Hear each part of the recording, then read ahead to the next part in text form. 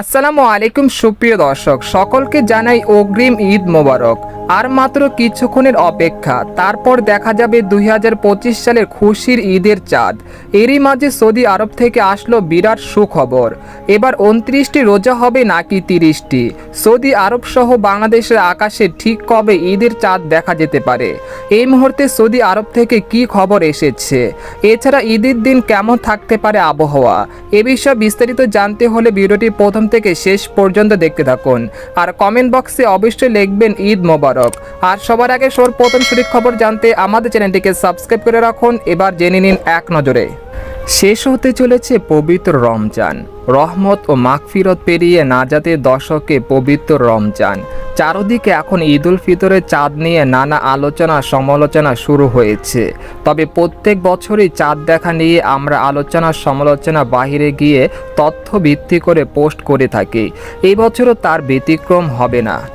এদিকে সর্বশেষ তথ্যভিত্তিতে আজ 29 তারিখ বাংলাদেশ সময় বিকেল 4টা 57 নতুন চাঁদের উদয় হবে এবং চন্দ্রাস্ত হবে সন্ধ্যা 6টা 11। এদিকে একই দিনে সূর্যাস্ত হবে সন্ধ্যা 6টা 12, অর্থাৎ সূর্যাস্তের পূর্বে চন্দ্রাস্ত হয়ে যাবে এবং চাঁদ সদ্য উদয় হওয়ার জন্য সেটা দেখা যাবে না। অন্যদিকে আগামী 30 তারিখ সূর্যাস্ত হবে সন্ধ্যা 6টা 13 এবং চন্দ্রাস্ত হবে সন্ধ্যা 7টা 17, অর্থাৎ সূর্যাস্ত হওয়ার 1 ঘন্টা 4 মিনিট পর চন্দ্রাস্ত হবে। সেই সাথে চাঁদের বয়স হবে 25 ঘন্টা ও তাহার উপরে এবং দৃশ্যমান পরিমাণ হতে পারে চাঁদের 1.1 সেন্টিমিটার, যেটা দৃশ্যমান হওয়ার জন্য উপযুক্ত মনে করা হয়। ফলে উপরোক্ত তথ্য ভিত্তিতে যেহেতু আকাশ পরিষ্কার থাকবে, সেহেতু আগামী 30 তারিখ বাংলাদেশ থেকে খালি চোখে চাঁদ দেখার সম্ভাবনা রয়েছে। তবে তার জন্য পশ্চিমা খালি জায়গার প্রয়োজন হতে পারে এবং চাঁদ দেখা উপযুক্ত সময় সন্ধ্যা 6টা 35 থেকে 7টা পর্যন্ত।